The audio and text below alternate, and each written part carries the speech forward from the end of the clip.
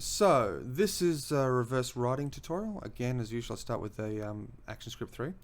And there are a couple of ways to do this. The first is to try a freehand writing. So to go, I'm doing white on white, so I'll just change it to something can be seen.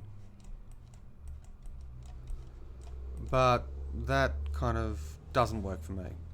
So I'm just going to select that and delete it. I'm actually going to cheat and use some text. So the text tool here in Adobe Animate, I'm going to go for a nice flowy script. Vic Bold, modern cursive. Really doesn't matter what it is as long as it looks reasonably good. I have no idea what fonts are installed on your system, but I'm going for something that looks like writing. And I'm just going to put in a text box. Hopefully it'll let me click. Thinks about it. Gives it some time. That's better. And hello, I am fish. I don't know. Now that font is far too small to work with for this case, so I'm just going to jump it up to about 36 point. Yeah, 36. And then make sure it is in a dark color. Now this should be okay if I click off this.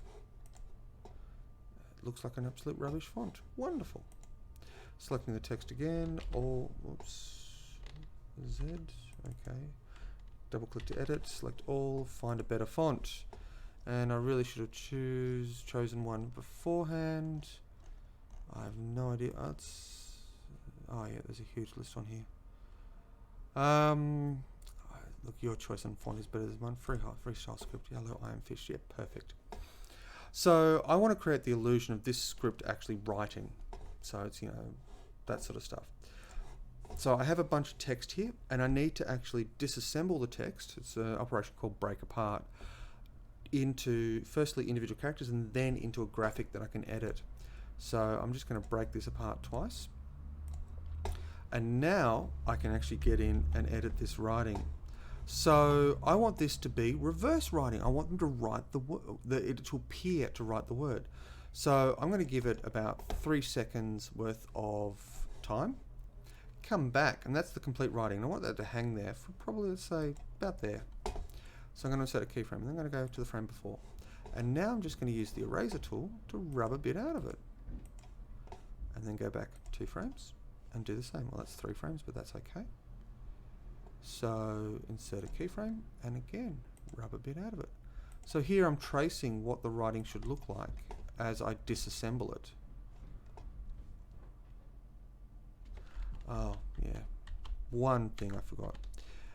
Erase. So this is that's erased. So I'm just going to erase a chunk here. Then you insert the keyframe. Go back. And I don't know how I'm going to do this, but I might just let that hang for. Oh, yeah, we'll just erase because you start at the bottom, you go up and then down. So I'm just going to erase that chunk. So what I'm really doing is this piece is the piece of text I'm slowly removing from as I go through time. So that when I finally play the forward, you can see it right out. Now obviously I'm not doing it perfectly. Back 2 frames. And I'm animating what they call animating on 2s. Now for this one, I may need to actually give myself more time. So I'll get to that in just a moment. And it's a fairly simple and repetitive process, but the end result is actually, what the hell? Okay, that was a mistake. Must have accidentally clicked actions. All right, but sorry, back to the point. It's a fairly simple process, but it can look quite effective.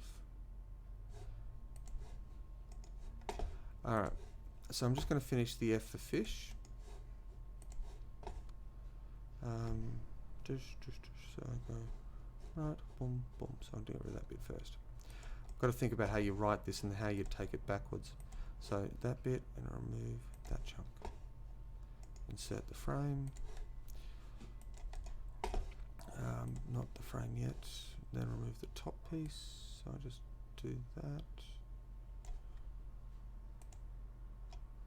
No, that didn't work. Undo. Zoom in. Trying to be a perfectionist here, but I'm just going to take that little piece out. That smooths it over for me. Brilliant. Alright, and then I insert a keyframe again. And then jump back another bit and take this chunk out. And I'm going to actually curve it so it looks like it's actual brush strokes. Insert keyframe and then rub out that bit and insert that keyframe. So at this point I've just realized, oh wait, I don't have enough space, because if fish took that long, doing all that's probably going to take this plus a lot more. So what I'm going to do is just simply select here, hold, move, and insert frames. This gives me more time in here.